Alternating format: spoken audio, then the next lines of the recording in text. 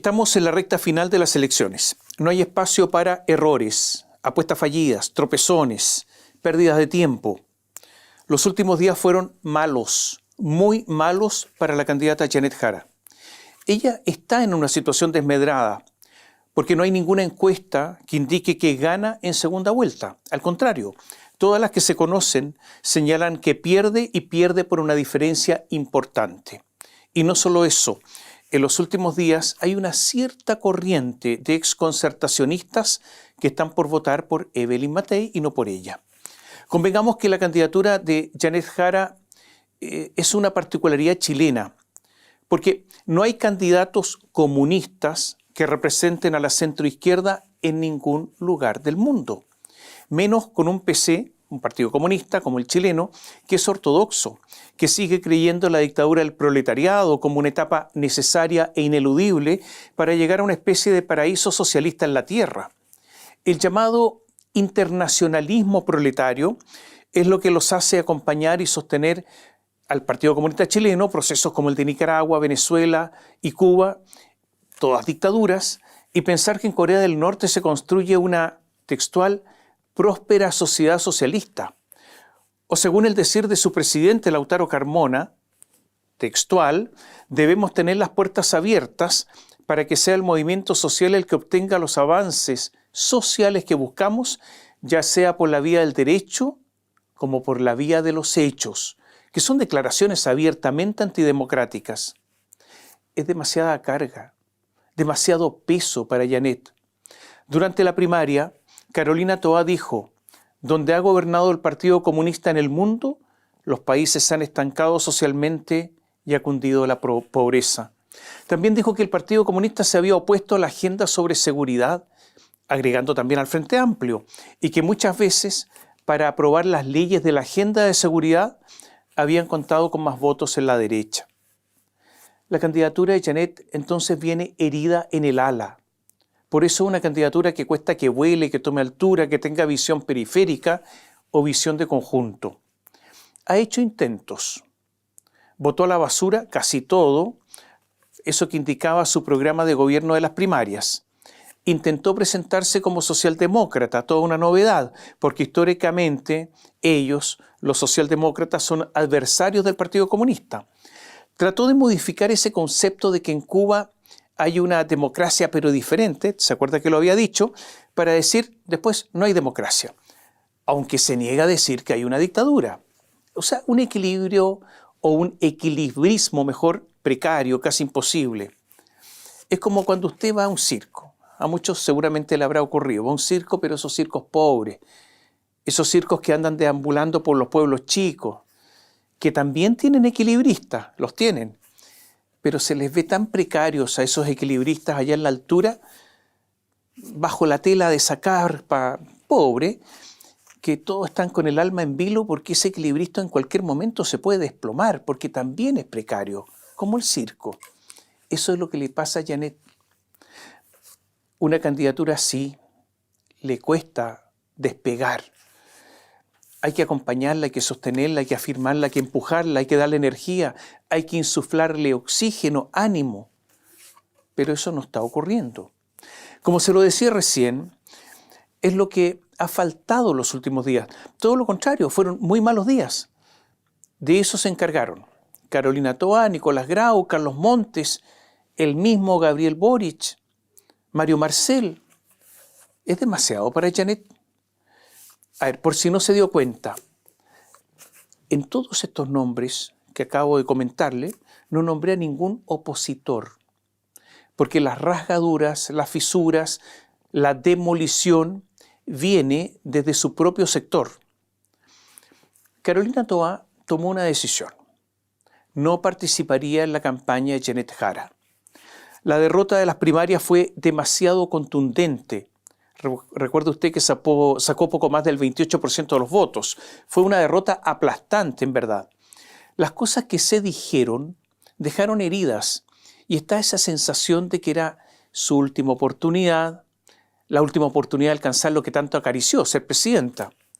Recuerde usted que en el segundo capítulo de la franja de las primarias, Toá dijo: es como si toda la vida me hubiera preparado para esto. Ahora esas palabras aparecen como de una candidez, de un candor, de una ingenuidad que solo puede despertar cierta solidaridad emocional. O sea, cuando habla Toá, habla con pleno conocimiento que sus declaraciones en Chile se conocerían. Fue, yo no diría una pequeña venganza, no, sino un ajuste de cuentas menor, una especie de colocar las cosas en su lugar. Toá habló de los complejos de la izquierda que le tienen alergia a la policía, le tienen alergia al orden público, a hacer cumplir la ley. Y dijo, hacer cumplir la ley no es algo de derecha, hacer cumplir la ley es la principal protección para los vulnerables. Alergia al orden público, alergia a la policía, alergia a cumplir la ley, dijo Toá. ¿Quién es la izquierda? La seguridad, dijo, ha sido un tema que toman con mucha naturalidad los grupos de derecha y les cuesta más tomar a los grupos progresistas, en gran parte porque tendemos a explicar la inseguridad como resultado de otros problemas. Si la inseguridad es una consecuencia de la desigualdad, de la exclusión y de la pobreza, entonces ocupémonos de la desigualdad, la exclusión y la pobreza. Pero eso, dijo Toá, es una trampa, porque a la vez que es una consecuencia, también agrava estos problemas y hace difícil resolverlos. Todos sabemos que la seguridad es un eje fundamental en esta campaña presidencial. Es una de las piedras angulares de José Antonio Kast, de Johannes Kaiser y de Evelyn Matei. Pero como les decía, Toá ha dicho que en esta materia, seguridad, no contó con el apoyo del Partido Comunista y del Frente Amplio. Por eso la crítica que recibió Toá fue considerada una total deslealtad. Me refiero a la crítica que le hizo Janet Jara para las primarias. Esta posición de Toá, esta crítica de Toá desde las orillas del romántico río Sena, no solo es el deseo de dejar las cosas bien dichas, sino un misil bajo la línea de flotación de la candidata oficialista. Y no solo esto, demuestra que un sector de la izquierda tiene desafección por la candidatura de Janet Jara. El apoyo de ellos es, cuando es apoyo, tenue, formal, sin ninguna convicción. Y cuando eso ocurre, vaya usted a saber qué puede pasar en la Cámara Secreta cuando se marca el voto. No vaya a ser que lo cambien. La verdad, todos lo sabemos. La seguridad no fue prioridad en el inicio del gobierno de Gabriel Boric. Porque recordemos que él prometió no invocar los estados de emergencia, no invocar la ley antiterrorista, no utilizar la ley de seguridad del Estado, estaba en contra del control preventivo de identidad, en contra de la tenencia legal de armas en las casas. Todo esto cambió después de la derrota del plebiscito constitucional. En un intento de control de daños, salieron, frente a estas declaraciones de Toá, a responder. Y hubo una respuesta tipo, hubo un memo, una especie de instructivo. Y todo esto fue coordinado entre el comando de Janet Jara y el Palacio de la Moneda, todo programado. Esta minuta instructiva ordenaba a los voceros responder de la siguiente manera, textual. El orden público debe importarnos a todos, sin etiquetas ni cálculos políticos. No es un tema de izquierda o derecha, es una prioridad nacional. Esto decía el instructivo para que todos hablaran en el mismo sentido. Entonces, casi calcado, habló la presidenta del Frente Amplio, Constanza Martínez.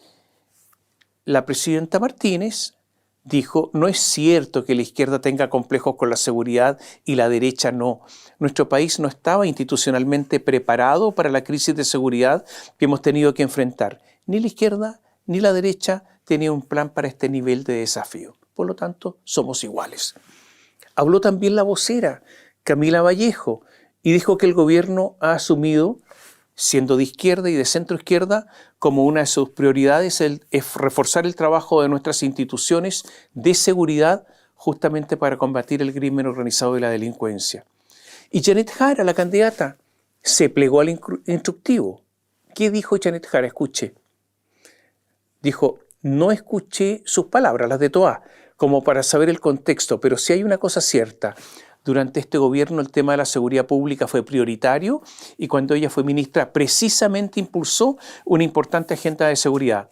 A mi entender, el tema de seguridad pública no es lo adivino, de izquierda o de derecha, están todos hablando igual. Dejó también lanzado un dardo a toda en todo caso, ¿eh? Janet Jara dijo, aquí hay gente que cree que la seguridad pública es un tema de derecha o de izquierda. Dardo a toa. A la mala racha de los últimos días se agregó, yo diría inesperadamente, el ministro de Hacienda, el frente amplista Nicolás Grau. Uno de los flancos de Janet Jara es el desempleo. Recordemos que desde el primer día, Janet Jara fue ministra del Trabajo de Gabriel Boric y renunció solamente para enfrentar las primarias. Nicolás Grau reconoció que las cifras de desempleo son altas y dijo, es el pendiente más importante que tenemos como administración, desempleo. Recordemos que en las últimas semanas Janet se ha defendido de las críticas justamente por el alto nivel de cesantía, pero Grau echó por la borda la estrategia. Es como si se hubiera producido, como dicen los abogados, plena prueba. Una confesión, pero los datos están a la vista. Junto a Colombia, Chile hoy tiene el desempleo más alto de Sudamérica. Incluso la Argentina de Milei, esa Argentina que ha sufrido un ajuste fiscal enorme, tiene mejores números que nosotros. Cuando asumió Janet, la cesantía era de 7,8% y estábamos saliendo de pandemia. Y ahora estamos en un 8,7%. Ha subido. Hay cerca de 900.000 personas desempleadas que están buscando trabajo día a día. Otro golpe duro para Janet Jara. Y luego vino la pelea con Carlos Montes, el ministro de Vivienda. Con Montes, es verdad, había tenido entreveros anteriores. El año pasado, Carlos Montes dijo que era necesario que el Partido Comunista entregara los argumentos que los llevan a decir que las elecciones en Venezuela fueron un acto plenamente democrático, legítimo y con un resultado adecuado. Dijo, den los antecedentes para decir esto, señores comunistas. Pero ocurre que hace un año a Janet Jara no le molestaba esto de la democracia venezolana, que dudaran de ella, por lo que le respondió así a Montes. Cuando uno es ministro de Estado es mejor guardar silencio y le sugirió endosarse un bozal. Durante las primarias, Montes, muy cercano a Carolina Toá, le manifestó a ella su apoyo. Sería una gran presidenta de Chile, la quiero mucho, repitió. Y dijo, y Jara le contestó diciendo que cuando se es ministro de Estado hay que ser muy cauteloso porque hay responsabilidades de Estado que cumplir. Ya tenían sus diferencias. Pero ahora Jara atacó y se refirió al incendio de Villa Alemana y Quilpué. Recordemos que este incendio fue el tercero más grande a nivel mundial desde que hay registros en cuanto a cantidad de muertos. Jara dijo que la reconstrucción de Viña a mí me parece impresentable. En términos de evaluación de la gestión, la demora, no da lo mismo que a uno le falte un par de zapatillas a que le falte la casa. La casa es primordial para la gente. Yo esto lo encuentro impresentable. Y le tiró un dardo a Carlos Montes. Y Montes le respondió. Le dijo, mira, yo he sabido que a lo menos dos, o una persona que renunció hace poquito, trabajan en el comando de Janet Jara. Personas que trabajan en el Ministerio de la Vivienda. O sea, ella sabe exactamente lo que hacemos. Y agregó algo muy grave. Yo le puedo decir que el dueño del terreno de San Antonio se refiere a la toma del Cerro Centinela de San Antonio. Bueno, el dueño del terreno de San Antonio, una de sus manos derechas, también está en el comando de la señora Jara.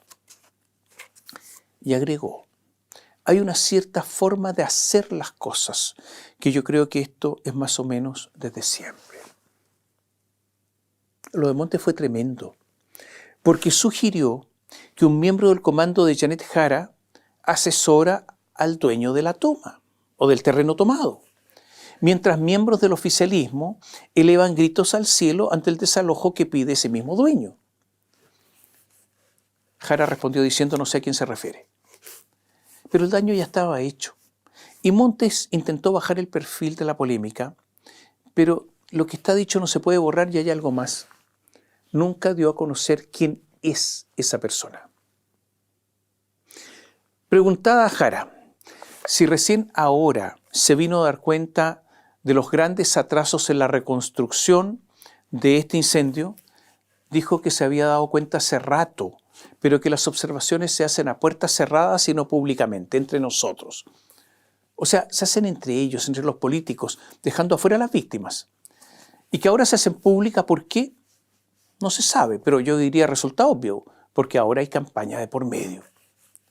Jara, que es la candidata del continuismo, del gobierno, enfrenta al ministro Montes por la mala gestión. Pero esto también le hace mal a la candidatura, porque significa que hay una gran pelea al interior del gobierno con todo esto. Y la guinda de la torta, yo diría el marrasquino, es del mismo presidente Gabriel Boric. ¿Por qué? Porque el presidente ha decidido que él y su gobierno salgan a enfrentar directamente a José Antonio Kast. Más allá de que yo creo que hay un intervencionismo evidente, al pedirle explicaciones sobre la baja de $6.000 millones en el gasto público que promete Kast si es presidente, lo notable es que en esta dialéctica Kast, Boric, Kast, Jara queda totalmente excluida. Pareciera que Boric da por descontada la victoria de Kast perjudicando a Jara. Al criticarlo como si hiciera campaña, al criticarlo da la impresión que está haciendo campaña por Kast porque lo tiene arriba. Si el que tiene cerca del 60% del rechazo, me refiero a Boric, critica a uno de los candidatos situándolo como su principal adversario, esa es propaganda para este adversario. Lo reitero, en este ejercicio retórico, Jara ha quedado fuera, está ausente. La ofensiva de Boric a Kast comenzó con la cadena nacional sobre el presupuesto y no se ha detenido.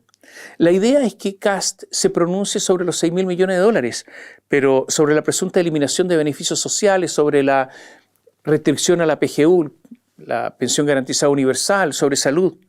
La ministra de la Mujer, Antonio Orellana, dijo que el señor Kast debería reconocer que el único voladero de luces es su anuncio de recorte de $6.000 millones que todavía no explica. El ministro Nicolás Grau acusó a Kast de dañar las instituciones económicas que se han construido por distintos gobiernos desde los años 90. Boric en Colchane, refiriéndose a las críticas de Kast sobre inmigración, dijo: quiero decir muy clara y categóricamente que quien quiera que diga que no se ha avanzado en control de nuestras fronteras está mintiendo y le falta el respeto a los soldados de nuestra patria. Lo reitero entonces, Kast, Boric, Kast, ¿dónde está Jara? Entonces resulta obvio que Janet Jara está quedando fuera de juego, porque después de Toá, Marcel, Montes, Grau, Boric y varios más, da la impresión como que se quisiera que Jara pierda la elección. Porque no puede ser solo torpeza, solo ineptitud. Es verdad que la herencia de este gobierno no debiera ser deseable para nadie. Tenemos una educación estancada, una economía que crece muy lentamente y que según organismos internacionales el próximo año crecería aún menos. Tenemos inflación alta, no cede, y lo decíamos antes, una cesantía al tope en América Latina, con un déficit estructural de la economía altísimo, sin recursos en las arcas fiscales, sin glosa republicana, con la necesidad de un ajuste fiscal por el irresponsable déficit público que deja este gobierno. O sea, este no es un panorama muy alentador para hacerse cargo. Mucho se dice que lo ocurrido en los últimos días con Jara es que el gobierno ha llegado a la conclusión que esa candidatura está simplemente perdida y que es mejor hacer control de daños, retirarse a los cuarteles de invierno, los que están en todo caso aprovisionados.